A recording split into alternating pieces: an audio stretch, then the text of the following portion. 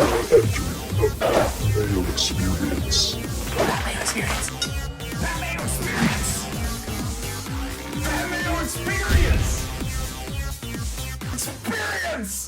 Welcome to the Pat Mayo Experience, presented by DraftKings 2021 Honda Classic DraftKings picks and breakdowns by each range. If you're watching, then you must be a fan, so subscribe to the Mayo Media Network on YouTube. If you've never left a rating and review on the audio podcast, I mean, you should subscribe to the audio podcast, but on Apple Podcasts, the only place where you can leave ratings and reviews, leave one with 5 stars. That would be greatly appreciated. Also, in the comment section of this video, after you smash the like, give me your favorite 2 sub $7,000 plays this week at the Honda Classic. And of course, all the stats and tools I'm going to be using on this show are all available to you as well if you are a member of fantasynational.com. Go to fantasynational.com/Mayo, get yourself 20% off, and you'll be good to go. A monthly membership right now brings you right through the Masters. But what we're here to talk about today is the Honda Classic, but 1A is going to be the DFS Open. We can't get together in person to do that this year, but we still want to raise money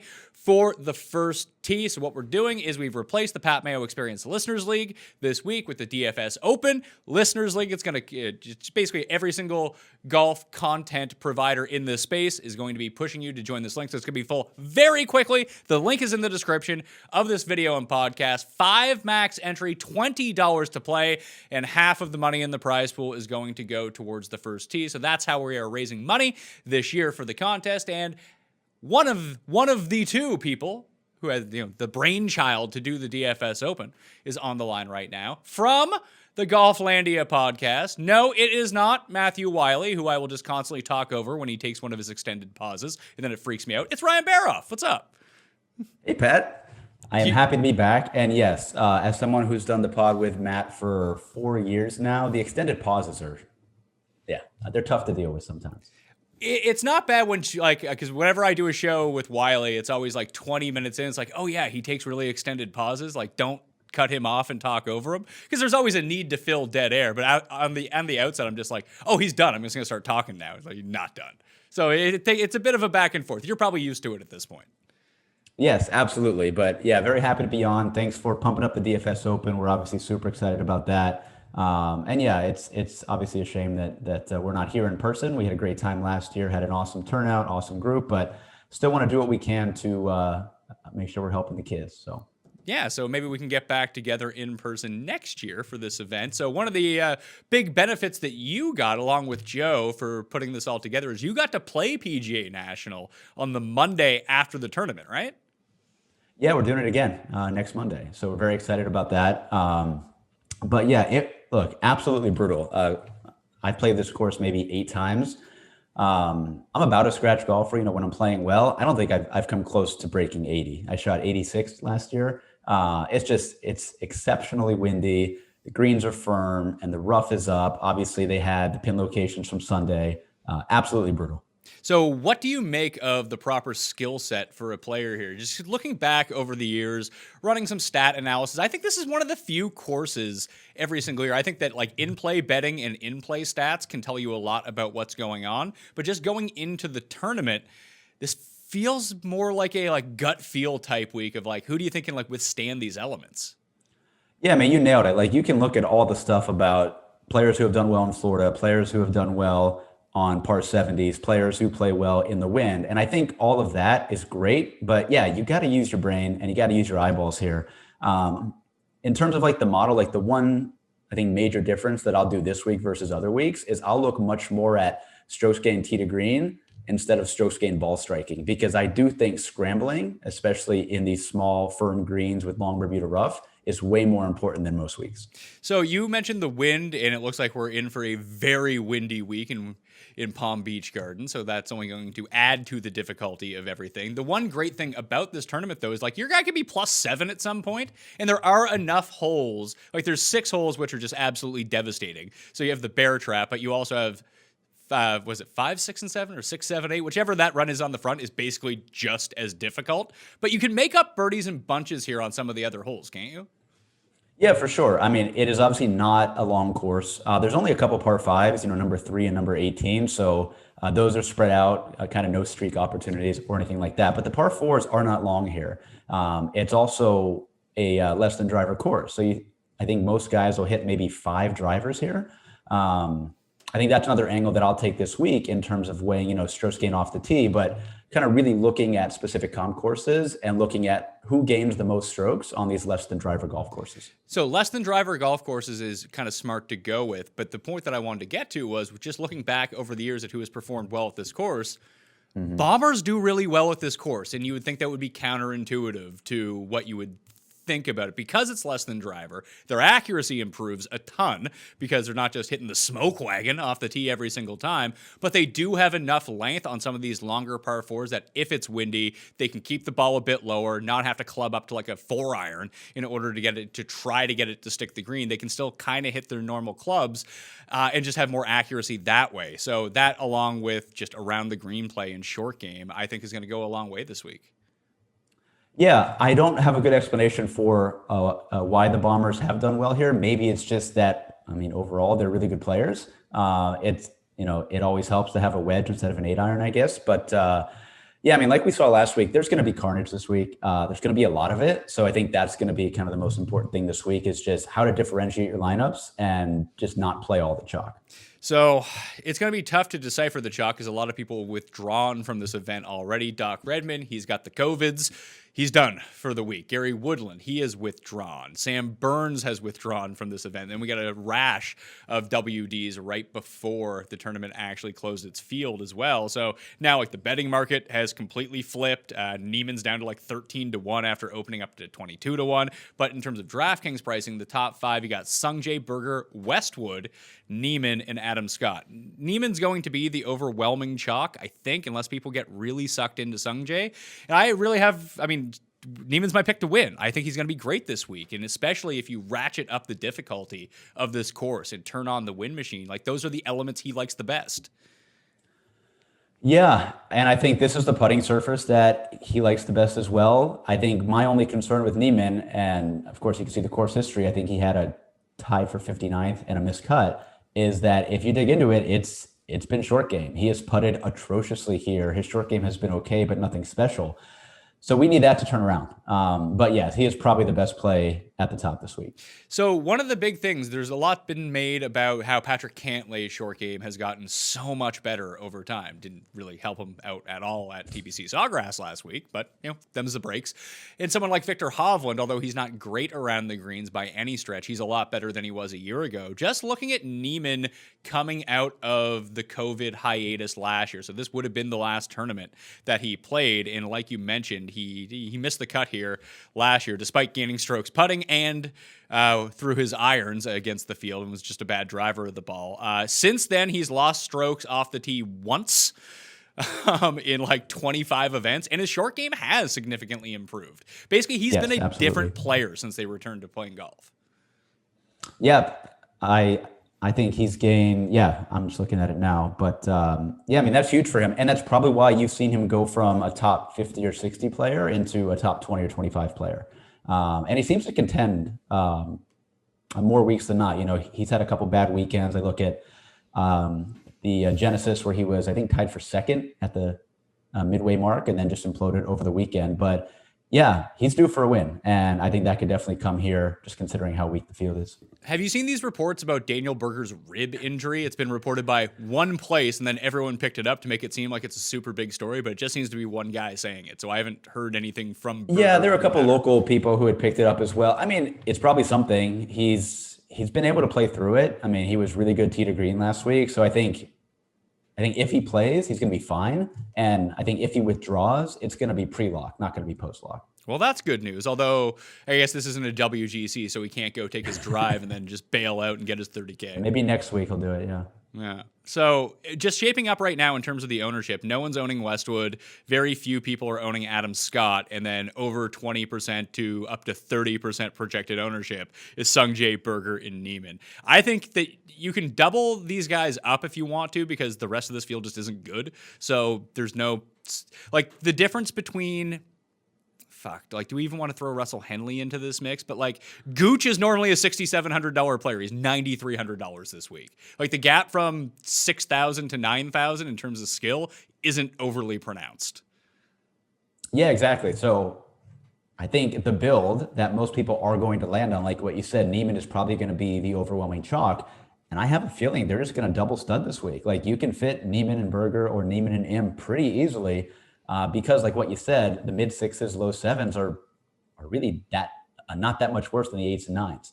I think Shane Lowry is probably the one guy who in the 9K range could pick up a lot of ownership, mainly due to the pedigree. Like, you see a guy like Shane Lowry next to like Gooch and Tringali. I think that name stands out. Yeah, well, there's a few concerns that I have about Shane Lowry, but we'll get into him in a second here. It's just he basically played as well as he could last week, and he still came 8th. And that worries me because he's so real. Like, usually, because Shane Lowry has these spike wins out of nowhere, right? And he's won he's won a major, he's won a WGC, he's won a big event over in Europe.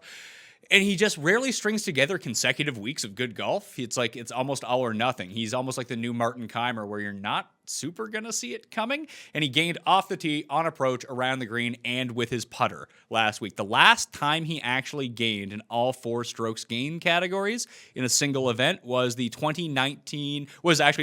Open Championship in 2019. And that was actually a great run for him. He was 3rd, 8th, 2nd, 28th, and 1st, not including his overseas stuff. That's what he did in that little mini run that he had. But outside of that, it's like great finish, miscut, great finish. Like, it's really hard to predict Shane Lowry. And if he's going to be super chalky, it's just a big no for me. And that's not to say that he's not going to win. He is like a pedigree player, like you mentioned. He has that name value. But at a course like this, the only chalk that I really want to eat is Neiman. Yeah, exactly. And so beyond the name value with Lowry, like he obviously has the reputation of, being a mutter, being a win player, all of that. I think he's made every cut here. He hasn't had any top 10s or anything, but he's been, I think, pretty solid overall here. Now, on the flip side, right, he played as well as he could last week. He finished 8th, but you look at that field versus this field. I mean, that 8th place finish last week, it could be, that he wins by 3 this week. That's how weak this field is.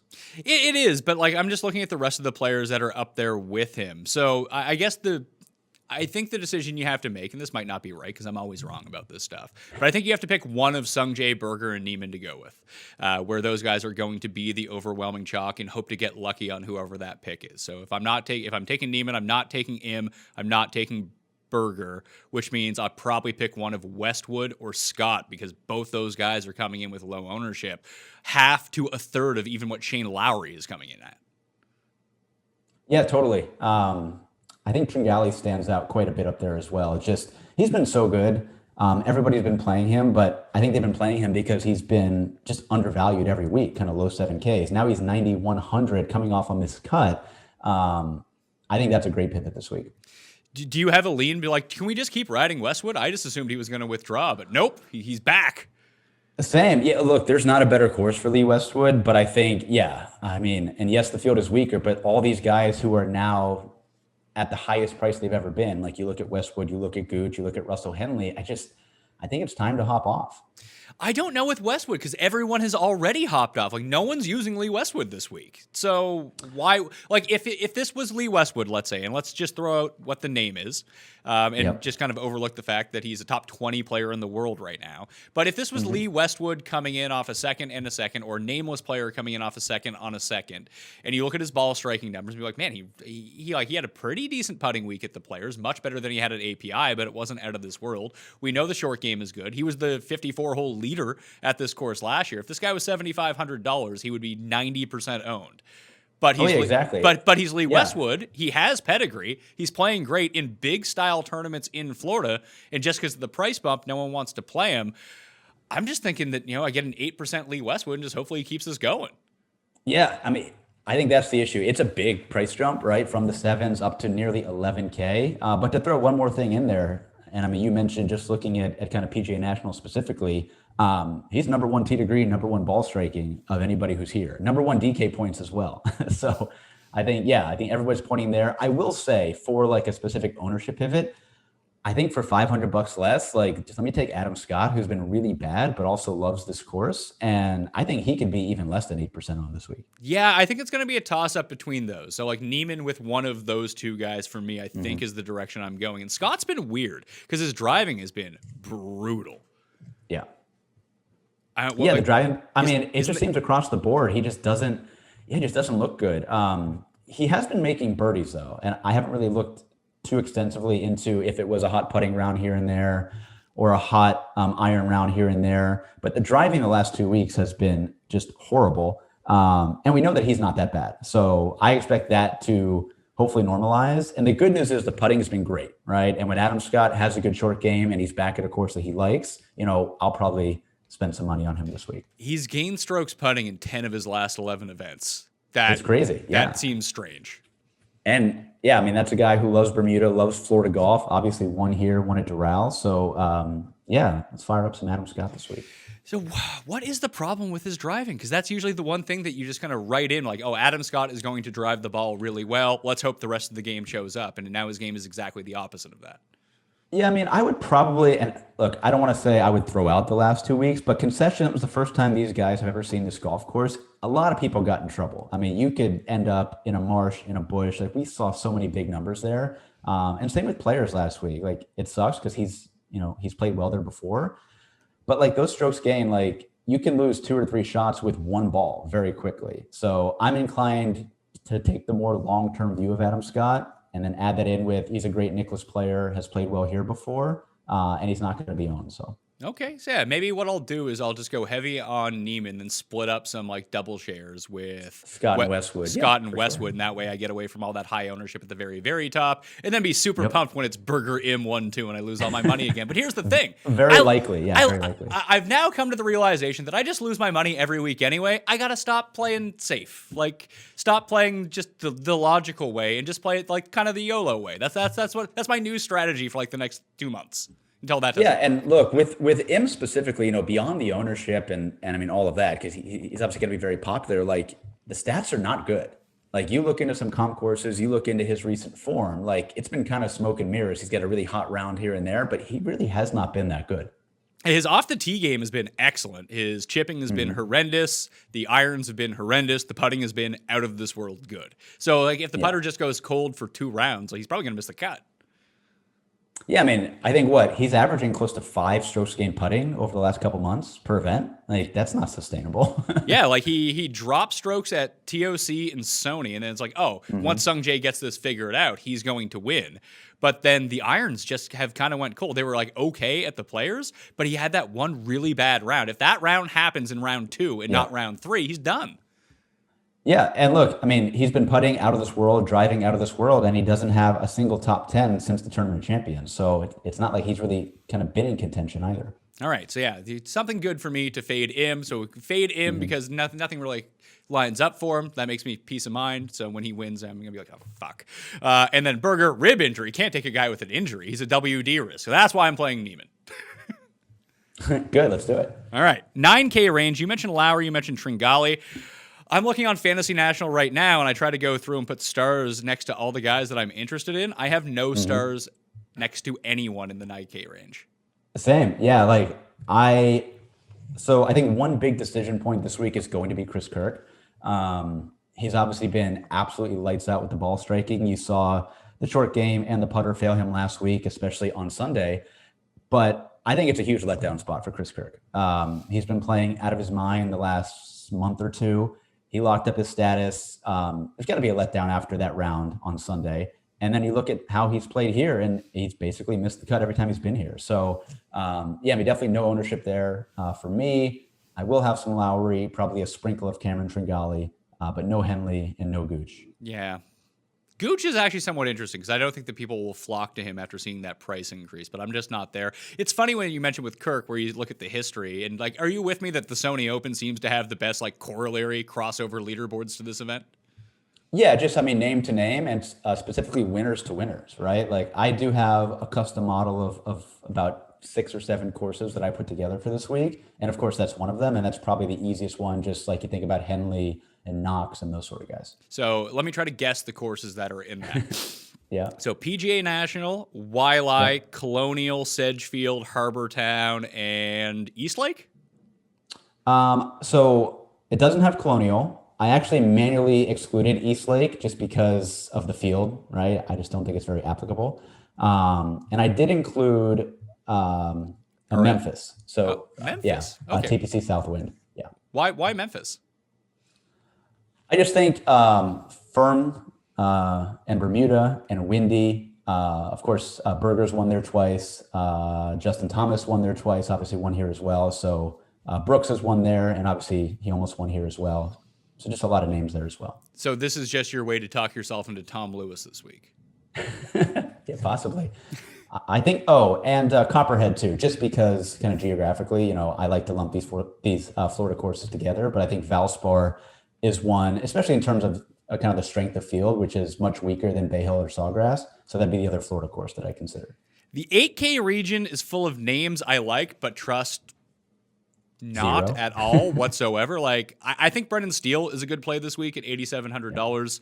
I think that Fratelli is a good play at $8,200. And you could sell me on basically everyone else in this range minus Ricky Fowler. Like, is Doug Gim just going to have, if he just has an average Sunday, he's going to come like third? Yeah, I'm going to put him in the same category as Kirk. I do think he has overperformed a bit. He obviously had a bad Sunday as well. I think it was number 7 where he hit a couple balls in the water and he was kind of toast after that. But yeah, I mean, not a guy that I'm excited to play for 8,800. I will exclude him. I will obviously not be playing Ricky Fowler. I think this week might be the Fowler funeral. It hasn't happened yet, but you kind of put him here on a course where he's won in a weak field. He's going to miss the cut again. There's nothing in his game that's pointing towards success here. I do like Brendan Steele. I do like Matt Wallace. The model likes Keegan Bradley, even though I don't. Yeah. Okay, hold on. What week does the model not love Keegan Bradley? Yeah, exactly. And I think you have to look at it in terms of his short game, right? And in terms of the fact that he lives locally here and has just never done well at this golf course. So I think that one you just have to throw out. So I will probably not be playing him, even though the model likes him. I did bet for Telly, so I'm definitely on board with that. His kind of ball striking tee to green game has been pretty good. He's played okay here before. Obviously, great wind player. We saw him contend at Harbortown last year, although that was kind of one really hot putting round on Sunday. But he makes a lot of sense here. Yeah, and he actually had a few nice runs tee to green at the 3M Open over the past few years as well, which I don't think is like a direct corollary course, but when we're just talking about a course that has a ton of water everywhere, that's one of them. Mm-hmm. Hey, I mean, Michael Thompson won there, right? And yeah. He won here, so yeah, why not? I'm just looking at Matt Wallace now. I can't figure out what Matt Wallace does well. He kind of does everything kind of well, but then he just gets super hot every He's changed. He was always a pretty good ball striker, but he had a really good short game. And then recently, like over the last year or so, he like completely lost the around the green game, both here and on the Euro Tour. But he's exactly the type of player here who he's going to grind out plenty of pars. He's going to get up and down. He's going to make enough birdies. And I bet him. I don't think he's going to win, but I can see him, 8th, 12th, something like that. Yeah, so Steele, Fratelli, Wallace, I'll throw into that mix because I'm not playing anyone in the 9s. The one I want to play, but I don't think I can get there's actually 2 of them in this range. Actually, 3 of them. I don't know what to do with Cameron Davis. Now, he was Anderkirk last week, so... Oh, no. The week coming off an Anderkirk is usually good news for a lot of people. But Cam Davis, on paper, fits this really well. I'm just worried that ever since getting to Florida, his game is gone. And then you have, the combination of Wyndham Clark and Ben Ann at $8,000. Wyndham Clark just plays well at this course each of the past 2 years. You love Wyndham Clark. He's I know. Good. Wyndham Clark has been good. Mm-hmm. And then Ben Ann, yeah, well, he has the skill set, right? He puts the lights out, right? And when you're looking for guys who can score and who can make a lot of 8 to 10 footers for par, right? Like you look at Burns, who obviously withdrew, but Burns, Clark would fit kind of that mold. I have no interest in On, and it's not because he was plus 20 last week. He just hasn't been good. He obviously loves this golf course, but overall, he just hasn't been good enough that I'm going to spend $8,000 on him. I am not a Wyndham Clark fan, so I'm not going to play him as well. And then, I think with Cam Davis, he's definitely struggled since we've been down in Florida, but he's played well here a couple of times he's been here. I think he had a top 10 last year. And he scores, right? Like if you want a guy who is going to make a couple doubles, but also have a streak or an eagle somewhere, I think Davis is that type of guy. 7K range. I'm looking at it right now, the projected ownership. And again, this is very early in the week. It's on a Tuesday morning, so these haven't quite matured yet. But everyone seems to be playing Kevin Streelman, Ryan Moore. And dear God. And that's it. Those are the only two projected double-digit players right now in the $7,000 area. Yeah, I mean, I do think it's going to be spread out. The model loves Streelman, but I think it always does, right? He's a bad putter. He has not played well here before. I don't even know if he's had much success down in Florida overall. But I'm not excited to play Kevin Streelman. I think, it's going to be a week where there's a lot of carnage. Not a lot of guys make the cut. The 6 of 6 is going to be low. So I think that might steer people more towards a guy like Streelman who's going to make the cut more times than not. But he's not going to score. So I have no interest there. And I have a firm no Ryan Moore rule. Yeah, Ryan Moore, any course that sets up well for Ryan Moore in like the past 2 years, he's missed the cut by 90 strokes. And then you get him to a place where like, oh, this is not a Ryan Moore course. And all of a sudden he's good again. It's really strange. And then even I bet him like in play, like in a head-to-head a few weeks back, like everything is pointing, I think it was at Pebble Beach. Like everything is pointing towards Ryan Moore. He was like 7 over. Yeah, I mean, I definitely play him more West Coast. He's just such a bad putter that, like, I don't want to tilt him missing 4-footers all week long, and that's exactly what he's going to do. So, like, for peace of mind, you're good with that? Yes, absolutely. So as I look through this, I think there's not a lot in the high sevens that I'm excited to play. Poston is the one. I disagree with you. I mean, I played Poston last week, and yeah, my sort of thing on it was if he can find any sort of ball striking, he should be good enough. And if he doesn't have it, he's such a good putter. He gets so hot with the flat stick that he can bail you out of it. And it's funny, I had a whole bunch of guys at +4 after round one. I had like Xander and Hatton. And I think Hideki was there. I didn't have Hideki, but he was at it too. And Poston was there. And who was the one guy who made the cut? It was Poston because he gained like 5 strokes putting in round 2. Yeah, it was crazy because I think last week he was +6 after 8 holes, right, on Thursday. Yeah. And came all the way back. So we saw it, like when he won Wyndham a couple of years ago, he was bogey-free for the whole week, which again, I mean, that's awesome. It does not happen very often. That sort of skill set, I think, is exactly what you need here. He obviously makes enough birdies because he's a good putter, but he can kind of lead bogey avoidance as well. And I'd have to look back. I think he may have been bogey-free at Sawgrass on Sunday. I have to check on that. He was. As someone who played him in a lot of DraftKings lineups and bet him top 20, he ended up T23, I think. T22, so he missed it by 2 spots. And it was a nice payday, too, on JT Poston top 20. He made 2 birdies and 16 pars. Oh, wow. Yeah, exactly. So I think that's the skill set you want. And when I look back at kind of when he won the Wyndham, he didn't have great form going in. I think he had a middling finish at Barbasol, which is, a Corn Ferry event, basically, and a missed cut before that. So he's definitely the kind of guy who fits here, and I think has a great chance. All right, so the guys that I was looking at from the upper 7, so just not using Streelman, fade that chalk, live with it if he makes the cut. Hopefully he comes like T56 if he makes the cut. I actually think this is a really good spot for Noren. I know he's played well here in the past, but when you see where his game is at right now, it's all short game, and that's fine here. Mm-hmm. Yeah, and I think Noren, again, he has the reputation of being really good on hard golf courses, plays well in the wind. The course history isn't great, but he has a top 5 here. I think he was even closer, too, because if I remember from a few years ago, I think that's when JT won. He went for the 18th green and 2 on Sunday, and he got in a bad spot, and he didn't make birdie, and that was like one of the major differences. So, yeah, I think I would definitely play Noren this week. So Noren at 77. I was actually looking at Hadwin at 77 too, because while the irons have been putrid, the short game, like what led Hadwin to winning the first time around was this like electric putter where he couldn't miss putts, and he was just getting it up and down from everywhere, and he was hitting a bunch of fairways, and then the irons finally came along, and all of a sudden he was in the winner's circle. I don't think he's going to win because the irons aren't there right now, but the rest of his game is kind of back to being where it was. All the fairways, all the chips, all the putts, that's what he's up to right now. Yeah, and again, I think he's a guy who makes a lot of pars, right? He hasn't been bad here. He has played well at Valspar. So, yeah, it makes a lot of sense. And then the other 3 right at 7,500, List, KH Lee, and Patton Kazire. I think I'm going to just divvy up ownership between those guys. Same. Yeah, List would probably be the guy that I like least out of those 3. I bet KH Lee, it's just such a good spot for him.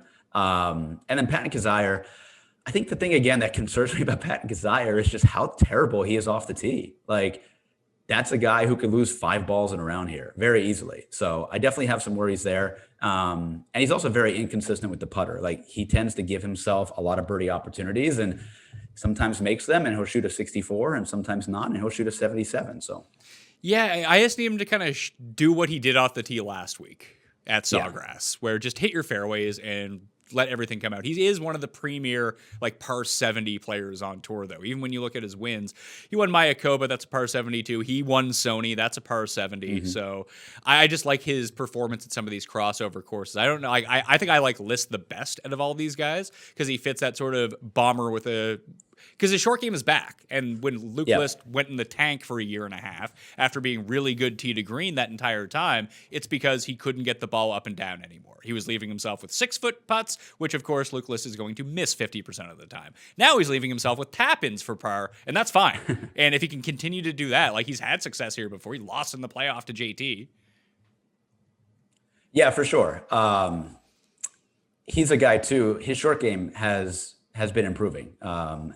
He won at Sawgrass last year on the Korn Ferry Tour. So obviously like kind of that sort of style, South Florida, the Bermuda, the tough, the wind, he can do well here. And yeah, I mean, he obviously has a great course history as well. So I think the missed cuts by him the last couple of years it could steer some people off. But again, every time you pump up Luke List, he seems to be popular. So yeah, well, we'll see about that because I just kind of do it although I've been trying to pick my spots with him a little bit.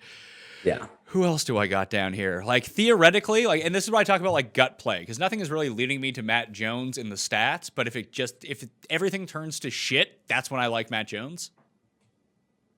Same. He definitely popped up in some things that I was looking at. But yeah, when you look at it, he really hasn't been great here. I was very discouraged by his play the last couple of weeks. I've been playing him all year and he's been a cash cow.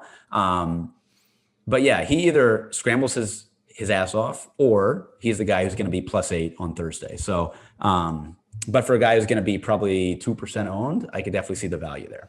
So the rest of the 7Ks that I have interest in, I really like Chez Reavie this week. So he's setting up to lose like another 9 strokes putting like he did last week. But the ball striking is back for Chez, which is good. So we'll see how that manifests itself because the guy can't chip or putt. But if you're just hitting all the greens, then you should be good to go. And he is one of the most accurate players on tour, 7th over the last 3 years in total strokes gained on Nicklaus courses as well. Sony Open has been a nice spot for him in the past. So at $7,000, I think that's an all right play. Harry Higgs has been really impressing me with his iron play, not just last week, but basically over the past 6 weeks. That's been really good. I like Werenski a lot, and I kind of like Mark Hubbard. Got it. I don't mind those. I would say, I think Mark Hubbard, he has a wife who's very pregnant. Oh. So that could be like an any minute thing. I'll text his brother and see what we're doing with Good. Yeah. He tweeted about it a couple days ago. I think she's like a week away. So just be aware of that. All right. So he's going off the list. He's going off the list right now until Nathan confirms with me that he's actually playing. Yeah. There's a couple guys here for sure. I have interest in Zach Johnson, and it seems gross, right? But he's like back to making cuts. He historically has played okay here, but he's putted really poorly, which again, like I feel like for him, that's something that can improve any given week. So I'm going to play some Zach Johnson. As far as other names down here, I like Johnny Vegas. He again has played well here. He makes a lot of birdies. The form has been good, been making cuts. The model really likes Rory Sabatini, which I'm not excited about. But this is Sabatini plus hard course usually equals goodness. I thought you were going to say the model loves Neesmith, which it always does. He's like the new Keegan Bradley. Yeah, it always does. I think I'm just ready to move off of Neesmith. He's been pretty good, been pretty consistent most of the year, but I just don't think that's very sustainable. But yeah, Rory Sabatini makes a lot of sense. I like Adam Long as a gut play. I just think, again, he's got a little more pedigree than a lot of these guys down here. And then, so the other one that's kind of really showing up for me is Lucas Glover. Here, historically, the ball strike has been great. He's been gaining a ton of strokes off the tee and a ton of strokes approach, which again, pretty normal for Lucas Glover, and just hasn't had the short game. I'm willing to take a chance because this field is so weak. So I will definitely have some Glover, as well as Reavie, who you mentioned. I'm having a big struggle internally because he's been bad here. Been very inconsistent recently with the short game, and he's just a guy he's just not a good Bermuda player. He's not a good putter, and so that I think that definitely worries me a lot about Chess. Hey, he showed up at Southwind last year. Yep, yeah, for sure. Look, I will always play ball strikers, and that iron play has been tremendous. So. I'm just trying to think who else. I think I'm more glommed on to Reeve and Wawrinski the most of these bottom 7K players. We didn't even mention Keith Mitchell. Vegas and Mitchell kind of are in the same boat to me at this event. You either play both of them or don't play either of them. Yeah, both are overpriced a little bit. I trust Johnny Vegas more. I feel like Mitchell, still, even though he won here, he should be kind of mid sixes. Yeah. I didn't realize Vegas was second in Puerto Rico. Yeah, he only lost because Grace holed that bunker shot and then birdied 18 as well. He probably should have won that. All right, let's go 6K guys. Because I feel like you can play a lot of these guys if you really want to, because all the names that we just mentioned are usually $6,400 players. So here are the ones I have identified. We'll see what your take. I assume you're just going to play Lucas Hebert because he's yellow, and that's kind of your brand. But Cam Percy, Seb Straka, Sam Ryder, Bryce Garnett. Those were the four I had. Interesting. I'm kind of surprised I am not surprised by Cam Percy because you love that guy. I was impressed that he made the cut last week at Sawgrass, I will say, because I wasn't sure he could do it on that golf course in that field. Don't have any qualms with those per se. I'm not a huge Bryce Garnett guy, but it seems like the type of course that he can do well. Well, I also bet Feinberg $60 Bryce Garnett over Ricky Fowler head to head. It's bad. You could win that one. I think for ownership, the first four guys off the board that I see there would be McCarthy, Furyk, Hoagie, Percy. I think all of them will garner some ownership. I'm not excited about any of them, but I will definitely play Jim Furyk. Okay, so here's the case right now. Fantasy National has him projected at 18% ownership. It's just not going to happen. He's going to be maybe 10 or 11, right? We'll see. Which is still high. You never see guys in the sixes be that high. That is too high for a guy who's 97 years old. I'm sorry. True. I definitely hope that he's lower than that. But Furyk obviously fits a lot of builds. I'm not really worried about him missing the cut. He's not going to win. He's not going to top 10, but I think there's a lot of value there. I think on that kind of old guy note, Patrick Harrington makes a lot of sense to me as a 0.5% owned flyer. I would prefer playing Harrington over playing Furyk this week. But I don't think I'm going to get to either. No, look, the guy's won here. He seems to be motivated again. He's playing a lot of golf. I think the chalk is going to be Wes Bryan. I don't know if I'm right on that or not, but it seems like he's getting talked about. He's made a few cuts in a row. He has a top 10 here. He obviously fits the mold of short par 70 Bermuda, one Hilton Head, but just not a guy that I'm super excited about. I'm going to play Bronson Burgoon. I think you mentioned Straka, who's right there, but right below him, I love Bronson Burgoon this week. I could see him contending. Really? Why? I wish I had a better answer for you. But the few times that I've played him this year, I've just been very impressed. He seems to have gotten much more consistent. He usually does it with the ball striking. He's got really good iron rounds. A Texas guy, Oklahoma guy, plays well in the wind. More of a gut play, but very high on Bronson Burgoon this week. He has made 4 cuts in a row, no finish inside the top 35. At his best, I think that he just feels more like a showdown play to me than a full round DraftKings play. Yeah, I can see that. Because he'll shoot -7, but he might follow it up with an 85. Oh, sure. Yeah, exactly.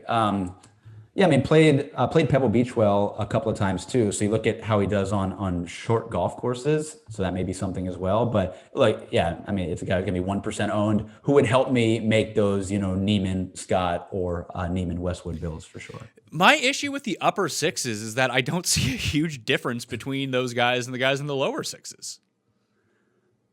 And especially with upside, there's none of these guys who I think have a shot to actually win.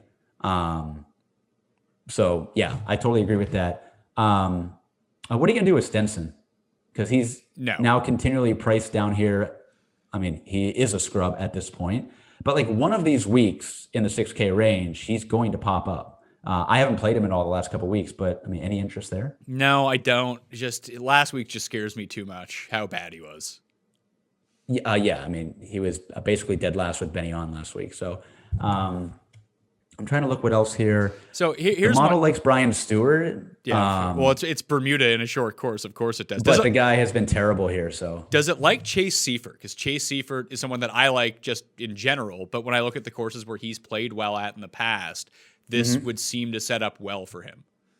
same. Yeah, it definitely does. So that would be one of the guys down here I would consider.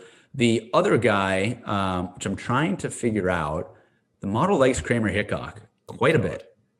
I don't know what Kramer Hickok actually does well, but maybe he putts, doesn't he? I guess, but he's 2 for 2 making cuts here. So maybe that's something. But this model actually doesn't have course history baked in. So he was 21st last year and 30th in 2019. If the model likes him and he has good course history, I guess I have to play some of him. I'll tell you what he doesn't like to do, and that's hit irons well. Yeah, that seems like a problem here. Could be an issue. I don't know. Yeah. And you never know in the week. Like, you could see someone like, I don't know. Like, why not someone like Stuart Sink? Who, like, if you're going to play Furyk at 18% ownership, why not just play Sink for cheaper at 2% ownership? I know that they don't have the same skill set, but they're the same type of player at this point. Yeah, I don't have any issues with that at all. And Sink, oh, good. 3 miscuts in a row. Excellent news. Excellent news, Stu Manji. Lower that ownership, baby. Yeah, I probably can't get there with him, but like Perez is playing slightly better. Vaughn Taylor on paper should be really good at this course, but I don't think that he is ever. Like Armour is going to hit every fairway. Maybe he gets hot with the irons. I guess that's why these guys are $6,500. But like, it's a coast. Yeah, one thing. It's a coastal course. So one thing, GMAC. He's been really bad. I mean, but look, a guy who's obviously, I think he's won here, but just been really good here. So I just pulled up Kramer Hickok again, and I looked at last 24 rounds of those 6 or 8 comp courses that I used. He is 11th strokes gained tee to green in the last 24 rounds. He is 9th in the last 12 rounds. He is 6th in the last 8 rounds and 9th in the last 4 rounds. So I don't know where that's coming from, but it seems good. So Hickok. So here's the move. Bet Kramer Hickok first round leader. Right? Yeah, I think that's it. So Burgoon, Hickok.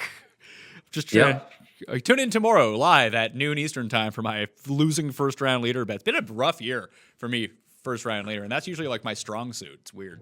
Yeah, I gave up on that. I think maybe 1 or 2 ever, but yeah, it's a very bad idea. It's a losing proposition for sure. I do think that just overall thinking about tournament strategy this week, actually one of my best finishes ever in a large GPP was at this tournament with a 5 of 6 the year that I had Thomas, Noren, List all in the same lineup, whatever year that was. And then I ended up using basically the same lineup at Heritage and had an even better performance. But I was the highest 5 of 6 in that tournament. I think I was like 9th or something like that. That you can, as long as you have guys that are up top on the leaderboard, you can make some money with the 5 of 6 this week, I think. Yeah, for sure. I mean, any cash game will sweep with 5 of 6 this week. Maybe 4 of 6 will win, kind of most as well. But yeah, just be very unique with the construction, like what you said. I think ownership's going to be huge. I don't know if there's going to be any kind of win draw, but it's definitely something for you to look out for. But it's probably just going to be windy the whole time. So. Yeah, I looked at the early wind, and I rarely do that, but I know this is one of the courses where that actually gets influenced a little bit more. And I will have an update again on the Wednesday show about what the wind is looking like, because I checked yesterday and there was no wind on Thursday and it was all on Sunday. Now all the wind is on Thursday, and it's like the least amount it is on Saturday and Sunday now. And even from what I checked this before the show starts, that it's the wind. It's gonna be wrong whenever you look at prognostication. It's Florida. It's wind, right? I always think in weeks where you know that there is going to be wind, but maybe you're not able to project it whatsoever, that just build some AM PM stacks and then also build some PM AM stacks, and hopefully you get lucky. Yeah, for sure. And I think the other thing that I'll add, just in terms of kind of weather and course conditions, is we haven't had a lot of rain here.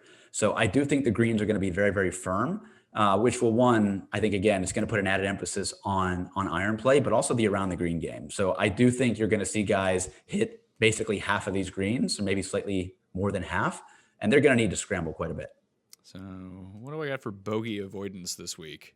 Sungjae, Wyndham Clark, Tringali, Russell Henry, your boy, Jim Furyk, Matt Jones, Stenson. Good God, when's this drawn? That sounds like a good list minus Stenson, but Knox, Stallings, Ryan Moore, and Poulter. A lot of guys who've played well at this course.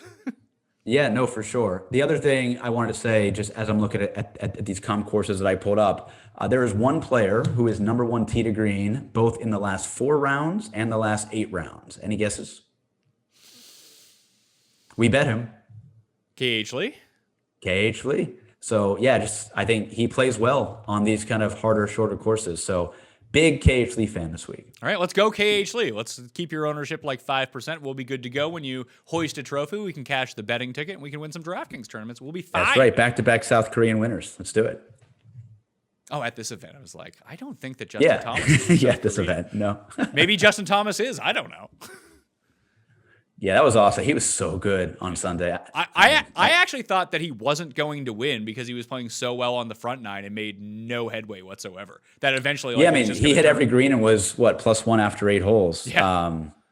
Yeah, it was crazy, but yeah, it sucks that you didn't have that ticket. It seems like the type of community win you're normally leading the way on. So yeah, I actually didn't see that many Justin Thomas tickets floating out there. It seemed like because even I said on the Cut Sweat show when we were going over it after the rounds, like Justin Thomas at 40, like if any one of these guys is going to make a run, that's the move. And then on the Thursday or on the lead up show, I was talking to Jeff and it was like, for whatever reason, I just talked myself into Cantlay and I had myself talked into Cantlay. And despite the fact that him and Justin Thomas were essentially the same number, being like, oh, why don't I just take the significantly better player? But it seemed like a lot of people were somewhat hesitant to pull the trigger. If they didn't get the 20 right away, because he dropped into the 18, he dropped into like the 17, 16 range, that's just such a huge mental hurdle to get over for a lot of people, especially like, it's like this week where Neiman has now dropped like 13 or 14 to 1, that people won't bet that because they missed the 20. Yeah, for sure. And look, I think there was a lot of noise out there with JT. He obviously hasn't been great the last couple of months, had a lot going on. But what I told Jeff last Wednesday when I joined his Periscope is like, 1, we always bet JT at 20. But 2, like anybody who has led birdies or better at this course over the last 5 years, like there's no reason not to play him. Like he's going to score, he's going to make birdies. He just has to avoid the big numbers, which luckily he did over the weekend. Well, this is why I'm a loser and you have like a 6-figure cash to your name. Yeah, and look, it's honestly probably the same thing here. So I mean, you want to look back at these comp courses, but also here at PGA National, who scored the most DK points? Like, I mean, your guy Wyndham Clark's going to be up there, but like maybe that is why we play Westwood and we try GMAC and we play Russell Henley and Poston. I don't love them, but like they obviously like this golf course. So we didn't even mention Poulter, who's had some nice runs here. He's just been kind of bad lately. I'm just over it, right? Like he's just been very average. I don't know what it is. He hasn't been great the few events he's played in Europe. He hasn't been great here. I just see him he's going the wayside of these older guys like Stenson, like Rose. I think the time has just passed. For people wondering, you know what? I'm going to just go 2018, 2019. Just give me a sec here to click on these things. And so the last 3 years at PGA National, just take that out, and I'm going to go average per round and look at DK points per round. Noren is by far the best. Redmond actually would have been second. So it's Noren, Charles, Sungjae, Hubbard, Wyndham Clark, Adam Scott, Cam Davis, Robbie Shelton, Ben Ann, and Luke List. That's your top 10. Yeah. Look, I mean, let's fire up some Noren and Scott teams at very low ownership. That could be fun. All right, let's do it. I like it. Ryan Baroff, where can everyone follow you on Twitter and listen to your extremely good commentary? Good, thank you. Yes, rbaroff427 on Twitter. DMs are always open. I do try and hopefully answer any questions you have, but also I don't take myself too seriously, so I am no expert. The Golflandia podcast, which we will record later tonight. And then as Pat said at the start of the show, please join the DFS Open, a virtual event this week. It is for charity. Half that money is going to go straight to the first tee. Make sure those kids have the resources they need in terms of lessons and clubs and balls, and that they can go play in tournaments and all of that. So very excited that we can help them out, and definitely wanted to shout out and say thank you to DraftKings for not only hosting, but they are going to donate $10,000 on top of whatever we raise for the first tee. So we're looking, and once this tournament fills, so at least $30K going to the first tee. At least $30K, yeah. Plus, we will also have a direct donation link for anybody who either wants to donate more or they missed the tournament for whatever reason, we will have that available so you can still participate and you can donate towards the first tee. Do you get tax receipts for those? We can send you them. Perfect. There you go. Help me with my taxes, Baroff, okay? That's it. Yes. No. Yeah. And again, like we are very looking forward to a 2022 DFS Open, whether that's here at the Honda again or we go somewhere else. But I think it worked out well last year. We had a great crowd. You know, you, Jeff, Moose, Rick, Raza. I thought it was great. So I would say come to us, but I doubt that. You'd be surprised how many Americans I've met that don't have passports. Yeah, it's interesting. But yeah, I mean, I could see us going somewhere like, I think we talked about this because DraftKings is there, but I mean, Boston, right? For the Northern Trust or Dell Technologies, whatever that is. I think that'd be a very fun place to go to. Yeah, I think that we should move the DFS Open to September in 2024 and just do it in Montreal. Hey, I would love that. It'd be awesome. We can do the entire set of shows from there that week, and then everyone gets to go to Montreal, which is probably the best place you can go in North America for 3 days. That and probably Baton Rouge. Yeah, that would be dangerous. Montreal sounds a lot better than Baton Rouge. I've never been to Baton Rouge, but everyone I know who's been there has said that and New Orleans have been fantastic. Yeah, no, for sure. All right, Ryan Baroff, check him out, and please play in the DFS Open DraftKings League this week. I'm Pat Mayo. You can follow me at the PME. Check out my cheat sheet up on DKNation.com later on Tuesday evening. Go back and watch the Jeff Show. I'll be live noon Eastern time on Mayo Media Network on Wednesday, which you should subscribe to. But I also have football shows out right now for free agency, March Madness shows, the research show, and the betting show for Honda already out as well. Tons of content to keep you occupied, plus baseball and hockey up on Mayo Media Network. Brand new right now as well. Check it out. Okay? I'll see you next time. Mayo experience! Experience!